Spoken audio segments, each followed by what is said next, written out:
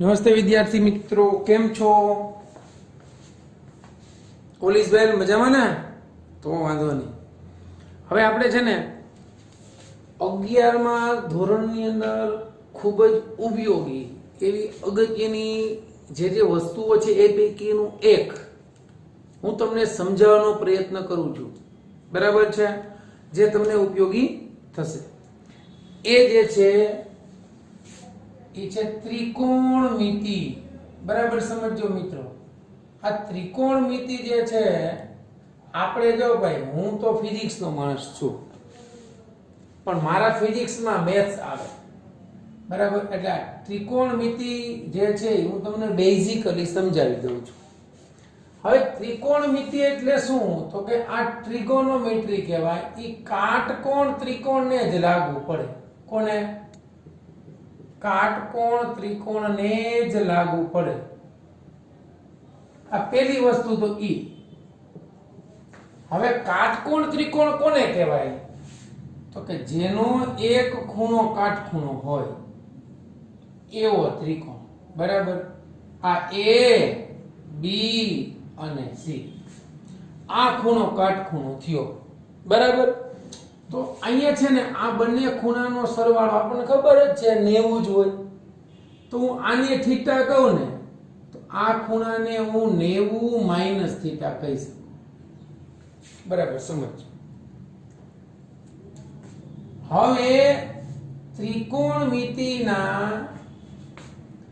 ત્રિકોણમિતિના પાયાના વિધેયો છે. વિધેયો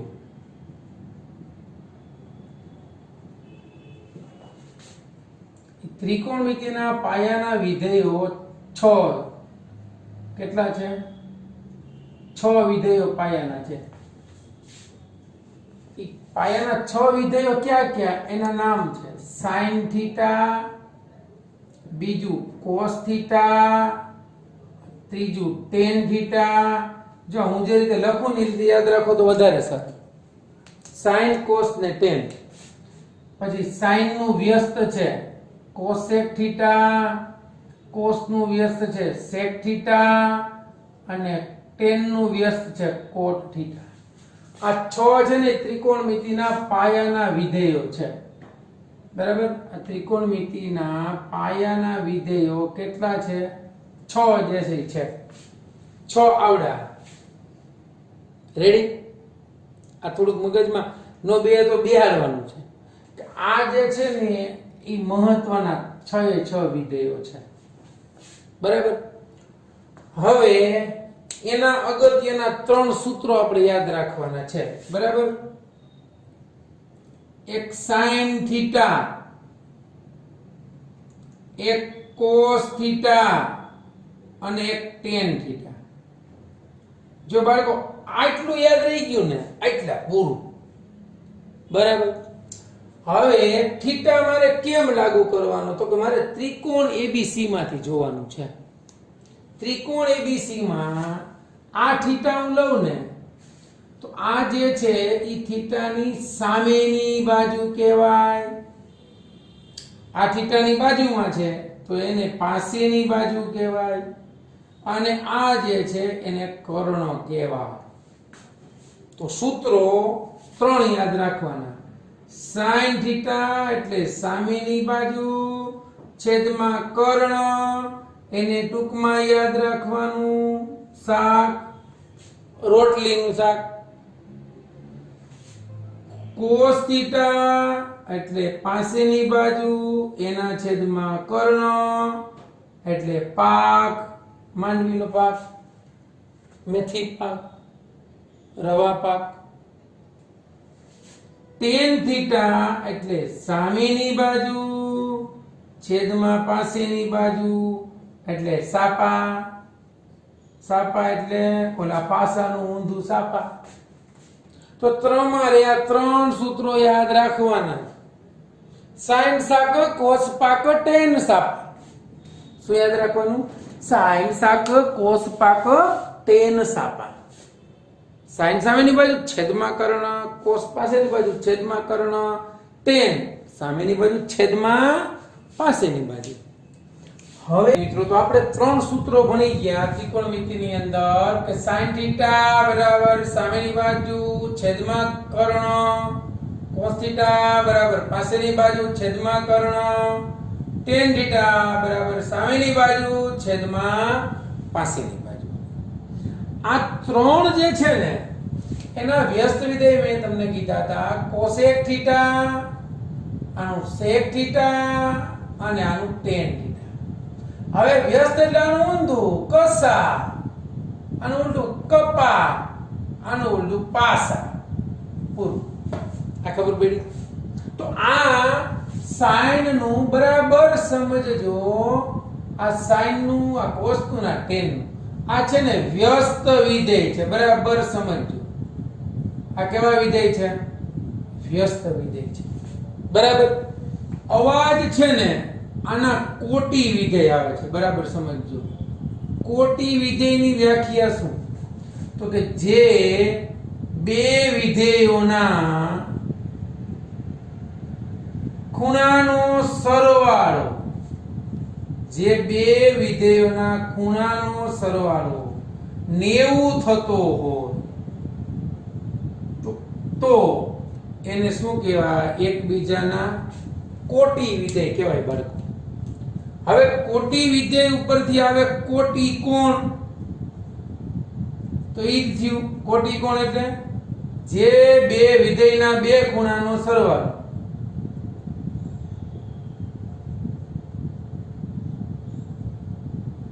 કેટલો હોય? આગળ એવું એ જ છે 90 થતો. તો એને કોટી વિધેય કહેવાય. ની કોણ ને કોટી કોણ કહેવાય. દાખલા તરીકે આવું છે. બરાબર સમજજો. sin એનું કોટી વિધેય છે. બરાબર સમજજો.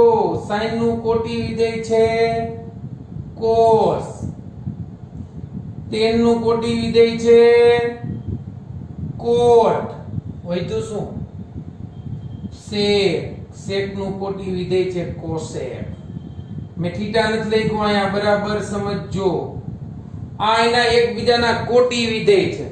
કોટી વિધેયના ખૂણાનો સરવાળો હંમેશા 90 હોય.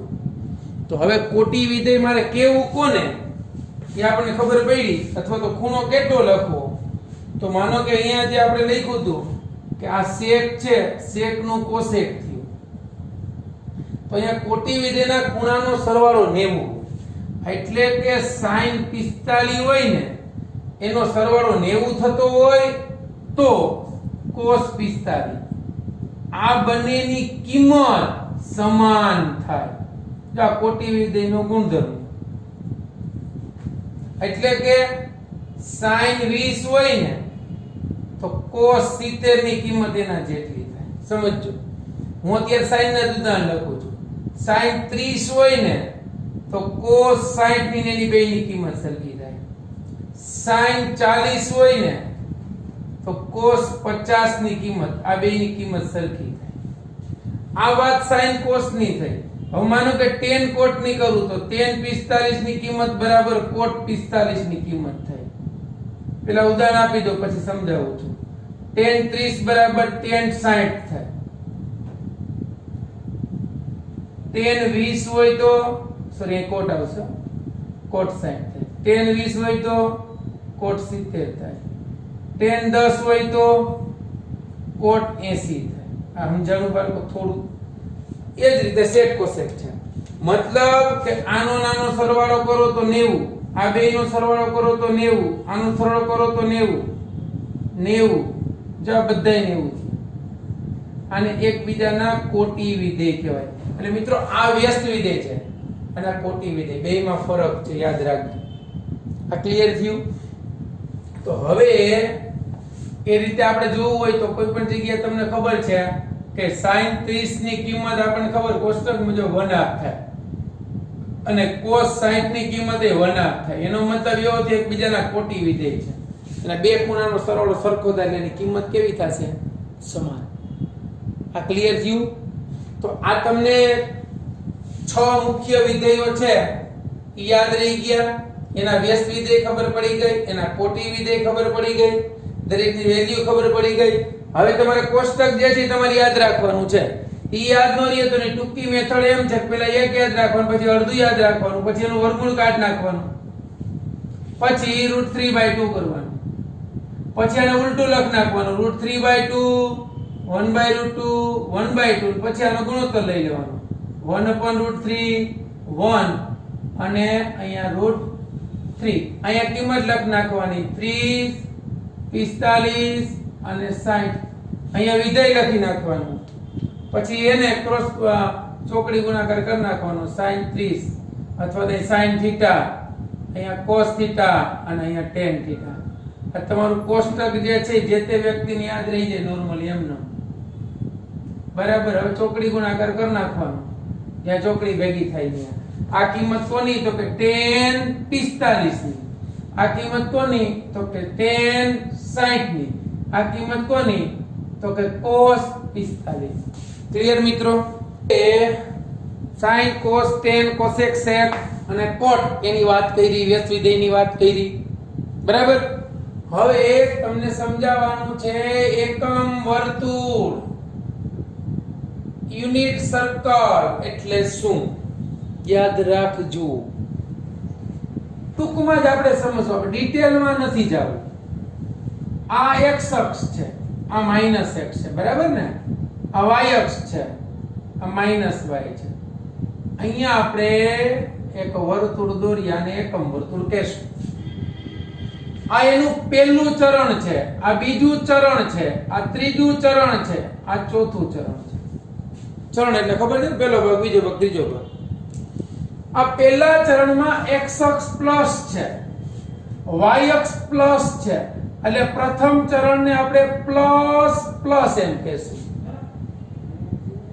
હંમેશા સાદી યામ પદ્ધતિમાં પહેલા x યામ લખાય, પછી y લખાય. તો આ ચરણમાં x યામ ઋણ, y યામ ધન.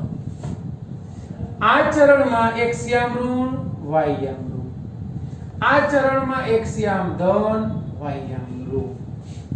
તમને ચરણમાં ખબર પડી. આનું એક સિમ્પલ સૂત્ર યાદ રાખવાનું, ઓલ STC. બરાબર યાદ રાખો, ઓલ STC. ઓલ એટલે બધા, S એટલે sin, T એટલે tan અને C એટલે cos. જો મેં હમણાં ચર્ચા કરી, વ્યસ્ત વિધેય અને કોટી વિધેય. તો અહીંયા બરાબર સમજો મિત્રો, sin નું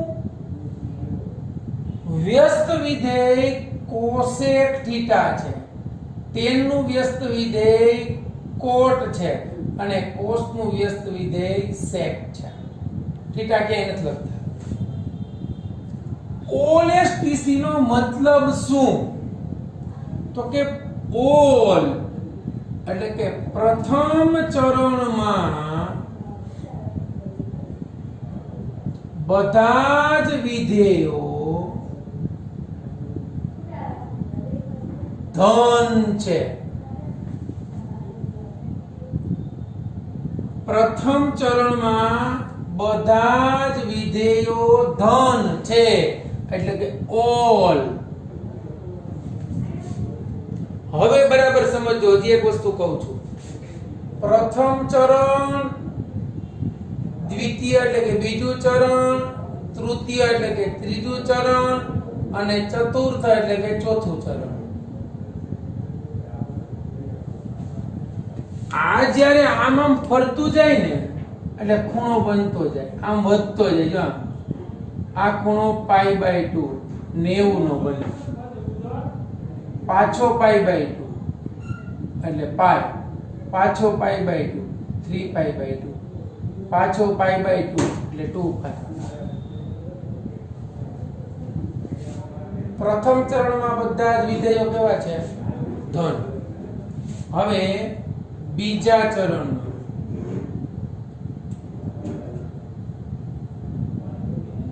બરાબર? હવે સમજાવું છું હમણાં, એક પછી એક સમજાવતો.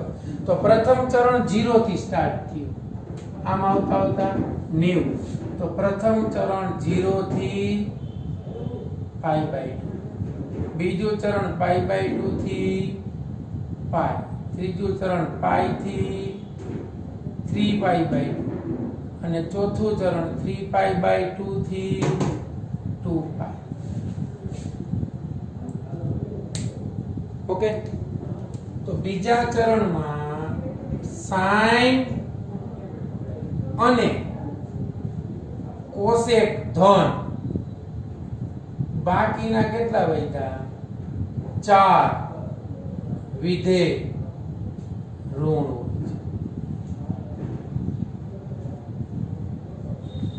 બરાબર. ત્રીજું ચરણ, ત્રીજા ચરણમાં ટી, tan અને કોટ ધન, બાકીના 4 વિધેય ઋણ હોય છે. હવે શું બાકી રહ્યું? તો કે ચોથું ચરણ એટલે ચતુર્થ ચરણ. ચોથા ચરણમાં કોસ અને સેક ધન હોય છે, બાકીના 4 ઋણ.